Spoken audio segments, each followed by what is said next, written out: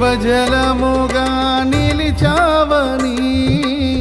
జలనిధిగా నాలో ఉన్నావని,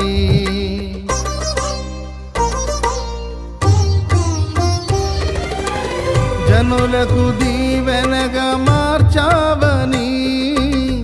జగతిలో సాక్షిగా ఉంచావని, ఉత్సాహగానమునే పాడనా,